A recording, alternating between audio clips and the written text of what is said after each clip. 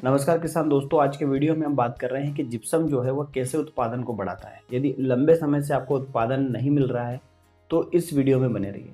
Gypsum क्या होता है? तो जिप्सम में कैल्शियम और सल्फर दो तत्व होते हैं। अब कैल्शियम और सल्फर आपको पता ही है जमीन के लिए बहुत आवश्यक है। लगातार आप कहीं ना कहीं मिट्टी में यूरिया मीन्स जो नाइट्रेट उर्वरक है उनका उपयोग कर रहे हैं और ये नाइट्रेट उर्वरक जमीन में बेस छोड़ते हैं। बेस का मतलब होता है जो पीएच को बढ़ाने वाले अल्कलाइन तत्व होते हैं वो छोड़ते हो।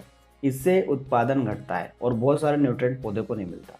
दूसरी बात है कि लगातार आप इरिगेशन का उपयोग करते हैं। नहरी क्षेत्र जहाँ है उस क्षेत्रों में भी आपका जो ये जो पानी होता है नहरी, यह पीएच को खराब कर देता है।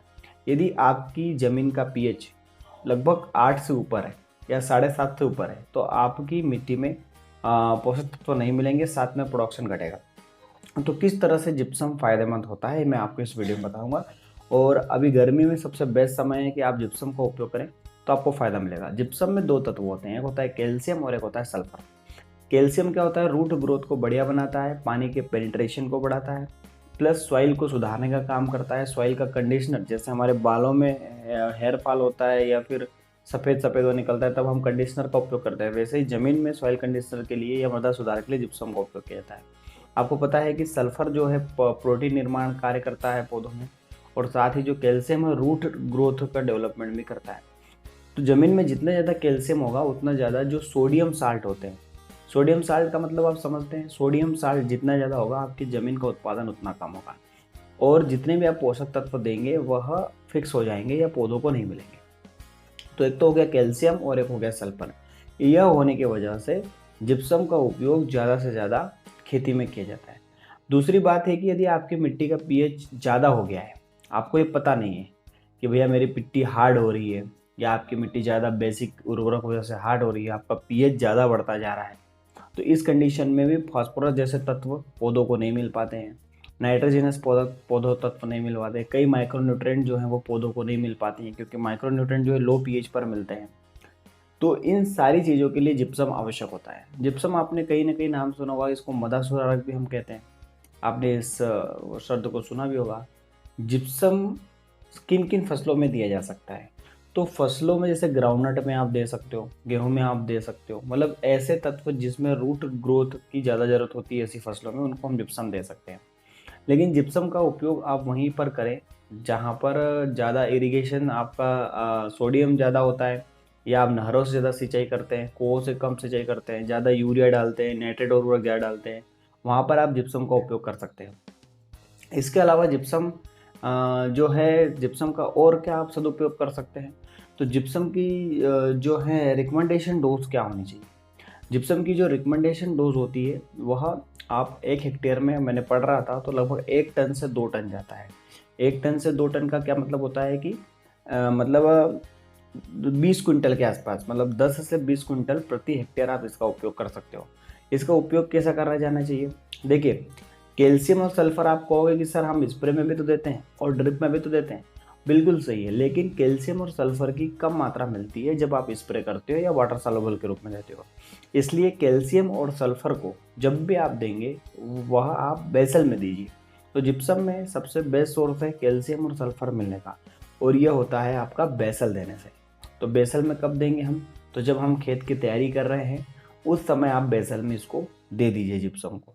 तो जिप्सम वही मटेरियल लीजिए जो आपका 50 किलो की बैगिंग में होता है, और 50 किलो वाला बैगिंग का मटेरियल जो होगा लगभग लगभग आपको, अगर इफ़को बाज़ार पे आप जाएंगे तो फॉस्फेट जिप्सम नाम से आएगा, तो लगभग 1100-1200 रुपये में आपको लगभग एक टन की कॉस्ट मैंने जहाँ तक देखी थी, आप एक बार चेक कर लीजिएगा, तो इतने में आपको वह मिल जाएगा।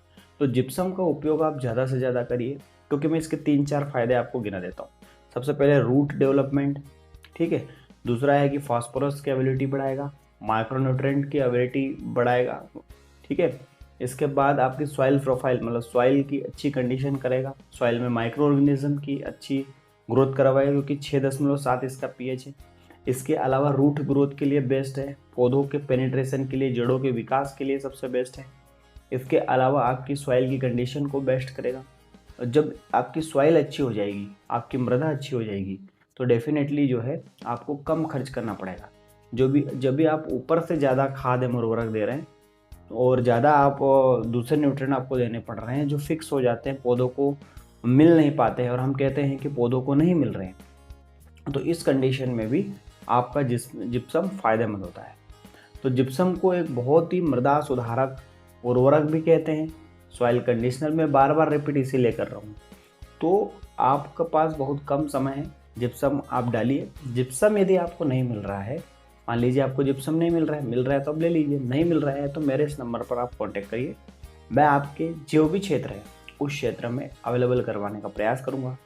दूसरा है कि हमारे डिस्क्रिप्शन में फेसबुक पेज का लिंक है, इंस्टाग्राम का लिंक है, ट्विटर पर लिंक है, तो हम इन्हें भी फॉलो कर सकते हैं। तो जिप्सम संबंधित ये जानकारी मैंने दी है और बहुत दिनों बाद मैंने ये वीडियो बनाया, तो फिर से मैं वीडियो बनाने की प्रोसेस में हूँ।